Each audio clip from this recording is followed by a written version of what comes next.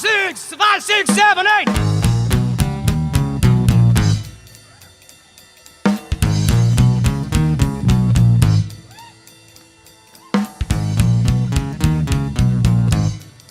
Hi guys, thank you for clicking on the video. This is Kanesh Pandey and welcome to Strolling Wise Minds. Today I have an entrepreneur on board once again. His name is Mr. Mannat and he's the founder of Walnut. I'll not probably go into explaining what is Walnut and what is the concept behind it. So I'll directly invite him and ask him to introduce himself and his brand. So yeah, over to you, Mr. Mannat. Hi Kanish. Thanks for having me on your YouTube channel. Welcome. Sir. And first of all, I would like to say that all those people who are watching, like, I hope then all of you guys are safe and because we are basically a health tech startup, we also focus on having these COVID impact solutions. We have this Instagram page where we give out information, etc. So speaking about the Walnut startup, we are basically a health tech startup here, and we are focusing on building this AI-based health tech solutions. And we have the website live and the app. And so basically the concept is that we are trying to build this social media-based social health app, and where users will be able to create their health profiles. And there'll be obviously doctors and health experts on our profile from various domains, and the users and the doctors can actually connect with each other, connect with their family and their friends, and just basically get a status updates and be updated on each other's health. And apart from that, there's this personal touch to the mobile app which we are launching, which is the AI-based health tech solutions. All right. So for now, we are rolling out this mental health AI-based health monitoring, where the users are allowed to. They are expected to give us some user inputs, and that will be assessed by our AI algorithms, and they'll be basically suggested and scored and given some suggestions as to what to do, what not to do, and maybe consult a health expert itself from our platform itself, right? So that's the whole concept. And furthermore, we are also doing some research work in the field of chronic disease management, where we'll be launching our products later on, maybe 4-5 months later, in the field of diabetes and heart issues. So that's another part for some other time. But yeah, for now we are focusing on this thing which we have described. And Sure, sir. That's the best possible. You covered all the possible aspects of it. But moving on, my question was since we're in college and we've been experiencing a lockdown, experiencing a lot of monotony in our routine, and due to that, so what I experienced is. My question was that how did the inception of this idea come out together? Because it seems to be a hybrid of many apps. User can make their profiles. It comes from maybe Strava. Strava is an app you can make. People can make their profiles on bicycle apps, and they can track how much they walk and etc. And comes from the consultation parts come from some different apps. It's a hybrid of many apps, and it provides a solution to the user in many ways. So how did you think of it? How did inception happen actually? Because did you think that this health sector is a booming potential startup sector, so I can do something in that? So how did this come? How did the approach happen exactly? So you can take us through that journey. All right. So yeah, that's obviously an interesting question, and the start of it obviously happened when COVID happened, right? And since it's a health tech startup, we are focusing on the different health issues which people were facing, and if I consider myself as the first user, I could say that yes, even I was facing those sort of issues. So that's how the whole the formulating of the idea and the concept and the product happened. And we did assess ourselves. We did talk to a lot of other users. What all does a user require, or maybe what all does he expect in a mobile health application, and what are the current shortcomings in the existing health startups and online digital platforms which are existing, right? So we did formulate it in such a way that it's basically very important to stay connected, and we actually believe in collaborative health management, and that's a term where I would suggest that all these areas where we are focusing on, which is fitness and mental health and diabetes, etc., these actually are required to be worked on collaboratively. You cannot really depend on just yourself. You need to basically work on in groups, like in small groups, and maybe you need help from your family and you need help from your friends, right? That's how the whole social health concept of this thing came out, where you can actually work collaboratively and figure out for yourself what is best, and like that will actually solve a lot of health issues by itself only, right? You don't really need to, I mean, and it cannot really be dependent only on a psychiatrist or maybe only on a diabetes health expert. If you're not taking your medicines in time, because it's not going to be cured in 10 days or 20 days, right? Diabetes and mental health issues might take up years, so you need to be connected to your family. You need support and of others, and like obviously you also need to be connected to your health experts and doctors. So yeah, that's the whole concept. And speaking about the market thing, obviously there's this certain boom during the COVID phase. We did have that in mind as well, and that's why we were so very motivated to, because we felt obviously it's the right time and we have to innovate also in the field of AI. We wanted to do that as well, and make a very affordable sort of a solution, and a very this AI based health tech solution, so that people who don't really have that sort of access through their homes, maybe to good hospitals maybe in Delhi, they can actually get access through our app, and like get a few AI based solutions, and like can benefit themselves through our app. So that's the ideation of the whole thing. Sure, sir. But since you had your fair share of putting your influence towards AI, and you mentioned AI a lot of times in your answers, so my next question is, since we've been reading a lot of articles, maybe in Times of India and different blog sites, it's like AI, for the matter of fact, automation. We'll talk about it. Is laying off many people. Like it's the reason that many people are probably losing jobs or something. They're rumors, because people from the non-tech backgrounds think that AI is some sort of evil. So how much do you think, of course it has its own pros and cons and everything, but how much do you think it has actually helped out to automate and maybe increase the efficiency of the health sector in general, or maybe the startup sector, or maybe the whole society in general? So how do you think about that? What's the pros and cons sector of AI according to you? Okay, so like I would just put it in two ways maybe. All right, the first way would be what exactly we are doing, which concerns the health tech industry and the AI technology, and the second part would be the general thing where AI is basically impacting every aspect in our in today's world. So coming to the first aspect, the health tech industry is actually, so what we are doing is we are not really automating the whole system, or like we're not really because it cannot really be done, right? The doctors are the most supreme people who actually will be able to help you out, prescribe you medicines, do your surgeries.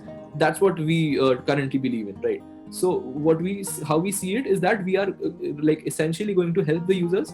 We are essentially going to help the health experts, the doctors, in order to ease out the process, in order to ease out the communication, to like basically fulfill the technology barriers if there are any, right? And basically give more advanced, more better consultations, and get basically a more effective healthcare system out of our product, and add to the efficiency of the health tech system, and like make it cost efficient as well.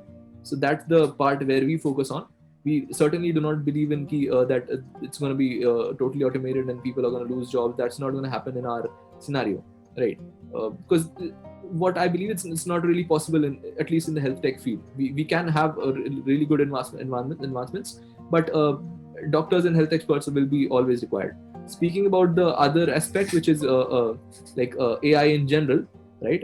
There are a lot of pros, for example, in the field of fintech, in the field of warfare, military, right? All these fields AI has replaced. So I believe that, yeah, it does lay out a lot of jobs, like in the industries, in many manufacturing units, etc.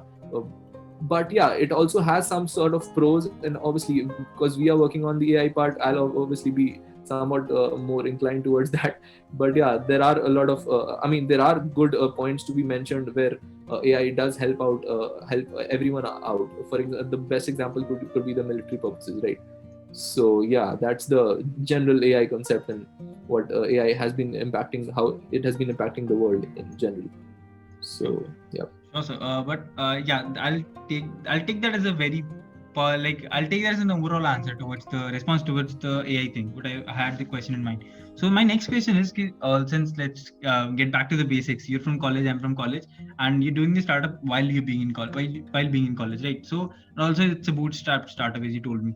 So how is it like going for startups in college? Because generally in engineering, if I talk about general trend, the very primary instinct of everyone is to go for placements, go for SD roles, etc., etc. So how difficult or different probably is it to go for an entrepreneurship path in college? And yeah, how is it like to go out with that? Okay. So obviously it's kind of really difficult, and like you have to. It does come with its own set of challenges, I would say.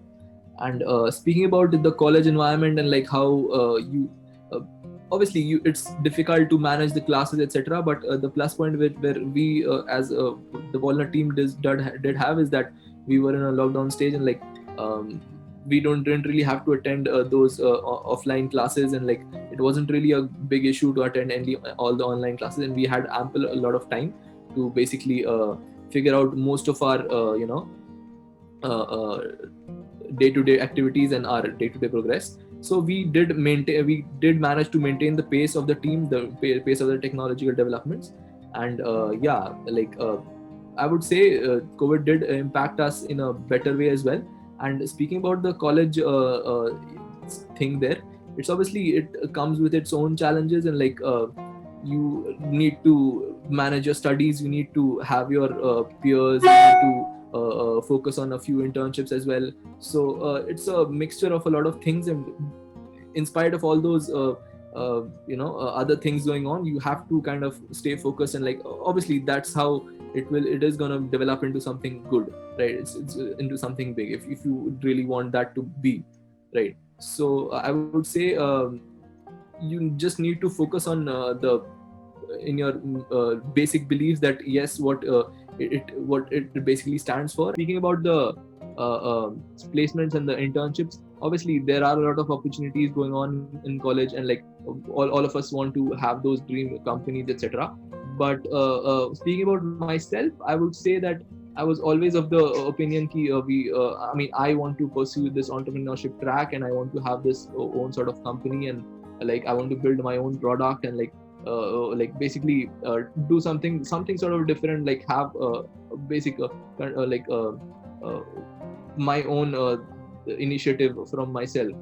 And I did see this opportunity when during this COVID period, right? And it was a very good opportunity, and I also wanted to do something related to healthcare in general, right? Because seeing the pandemic situation, and obviously everyone must have had this thought ki, we should do something about it. So what I was best at was this startup thing. So I did finally decide to do it, and obviously I had some support, a lot of support from my parents and everyone around. So yeah, I did eventually not end up in any internships during my winters and my summers, because whatever we are doing right now is like it's way much more than any internship can offer me the learning process. Right, we are actually rolling out internships on Internshala right now. So it's basically a U-turn for me, and like from the other co-founders as well. So yeah, I mean that's a deviation, but if you stay focused and if you like just keep working on it and like believing in the idea and yourself and your product, it's going to eventually turn out to be way much more better as I see it. Like that's my opinion. I mean, obviously people do have this thinking, no, I just want to go into just an MNC, but that's a different ideology that it depends on person to person, right? For my side of the perspective, it's like I want to have my own initiative and my own startup, and I just want to start out a company at a young age, and like that's the whole crux. So that's how I kept myself deviated to this path and this stream of entrepreneurship, and like doing this product and like having this whole startup. So yeah. Sure, that's the thing. But listening to your whole response, it occurred to me that you're having a certain clarity in your mind, right? So at a very initial stage, since you said I had a very initial crux, I want to start something on my own and I have to build a brand. But majority of the crowd that lands up in engineering happens to be not a bit, I'll not say a bit, majorly lost in life. Exactly they have to do. They entered a college, they have a network, access to a network, and they don't exactly know what they have to do with it. So, and they don't have the clarity as well. So what happens is, these are two questions combined. I'll put them together, separate for you. The first question is, they don't have this clarity in mind. They end up falling for peer pressure. That's the very immediate primary response for every guy who's prepared for JEE. So to fall for peer pressure. So, and the next thing is, they don't have the adequate amount of skills. And so what they end up doing is following towards the startup entrepreneurship path, and out of peer pressure, and not because the original part of entrepreneurship is to identify a problem, a pain point, and then to come up with a solution of it, and then to capitalize the solution. But what they're doing is, they just have to start something, and they end up starting maybe, as I said, out of peer pressure, or maybe sometimes out of a lack of skill set, and they end up wasting their time, money, and a lot of resources, which can be accessed by anyone else, and probably end up, I don't know, I'm short of words and phrases for that. So what's your take on that? What is the ideal path or state of mind of an entrepreneur, and what are the necessary skills you need to pick up, and what is the necessary state of mind you need to pick up to follow the entrepreneurship and pursue the entrepreneurship path? And also, is this peer pressure system way too toxic for an ecosystem, for a startup ecosystem, I'll probably say. So yeah, that's my question. Over to you. Yeah, so speaking about the path, which ideal path, like it's obviously you mentioned particularly engineering, right? So obviously I'm an engineering student. I would say that the first year in college where a student gets in, there's this set of societies and like set of different various fields where he wants to explore. Obviously he does that. I would just like to mention 1 or 2 points here. Given all the networking skills, given all the technical skills, whatever a person pursues to do, obviously the first year is basically an exploring phase, right? So I would just say just take 1 or at the max 2 skills at a time. Just build on that, and like first of all you need to get some sort of clarity that yes, this skill is for me and this is not for me, right? You just cannot pick everything and like just get a master out of it in every field.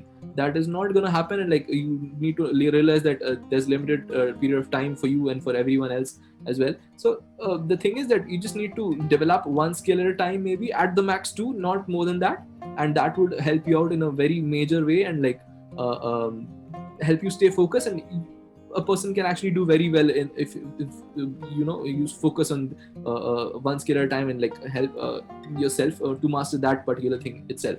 It's just that you are not really prepared, or maybe it's not that state of your mind right now. So the smart move would be just to call them up and just meet them and just talk to them, and like just have a fair idea of what they are going through, like what exactly they are doing, right? And that actually helps you build your skill set, and helps you analyze what exactly are you going to face once you have that startup. And like they'll basically tell you each and every specific barrier which they did face, and it's going to make it so much easier for you. You just can't imagine that, right? So just I would just say, stop intimidating yourself, like just stop getting that peer pressure that yes, other people are doing so many things, you cannot. It's just not that you cannot do it, it's just that you need your own time, your own state of mind to actually analyze things, and like you need your own there's your own pace to actually analyze a lot of things. So the best thing would be to find that your own idea and like formulate it. And obviously it's not just about yourself, right? It's also about your the market at that time. Your idea, is it viable or not? So it's better to actually learn and like learn from the people who you are surrounded with, and like talk to them, and like maybe work with them for 1 or 2 months, or maybe just a free internship or anything, whatever can come. You can, there are a lot of opportunities if you are in a college where it has a startup ecosystem, right? So you can just take a lot of advantages out of that, and when you are finally ready to start your own company, it would extremely benefit you out in terms of skill set, in terms of network, in terms of knowing what is to be done. If you do know what exactly you're going to face, you basically you are much more prepared than any other person, right? So that's going to make it much more easier. It's going to make it much more fast. That's the because actually pace in the startup ecosystem also matters a lot. So yeah. So I'd like to drop another question, context in this from your response, that a lot of people are true believers of the school of life theory. They have to do everything again and again and just learn from that. And although it can be anything in life, right? So because of this theory, a lot of people misinterpret this theory and end up just starting companies and shutting them down, and starting companies and shutting them down. And engineering life is too small to learn from your own mistake. You have to learn from other people's mistake, as many of my mentors have told me. So is it only viable to pick up a pain point and identify this pain point? If you get it, then solve a problem, or maybe just opening and shutting companies in for this vicious loop? What do you think about this? Yeah, so I do get what you're saying, and the thing is that what my take is in this particular point is that if you identify a real pain point, right, if you are confident about it, I feel you should go about it, and you should actually experiment it yourself as well. If you are really sure and if you're really confident and you're really motivated to do that, I mean, you should do that, right? It doesn't really matter if you're gonna fall, or if you're gonna not end up in converting it to a very successful company, or maybe a very successful startup, whatever it is. So if you are really confident, you should go about it. It's not always you don't really have that skill set. You won't. It's also about that. It's also about experimenting as well, right? I was speaking about the stage where you are not having any sort of that pain point. So here comes this thing that you cannot be intimidated by any peer pressure in your college startup ecosystem or anywhere else. You need to have that pain point. That's the main crux of the point, right? That's the main crux of the discussion. Just need to have that pain point first of all, and after that, it doesn't really matter you have that skill set. You can have people who have that skill set which you do not possess, right? You can develop it yourself as well.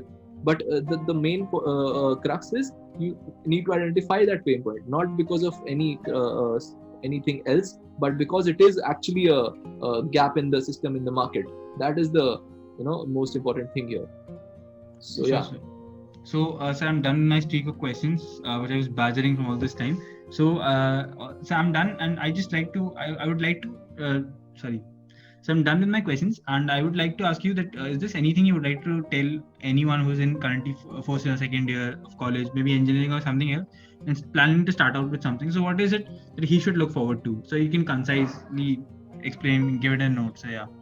So start answering a question. The first thing I would like to mention is that just don't set a deadline for yourself that yes, this is the area, this is the year which I'm gonna start up. This is the my phase of life where I'm gonna start off, be it anything or anything at all. It does not really happen that way. It does not really things do not really fall in place in that manner. You need to first of all identify something, a real world problem, and then find a solution to it.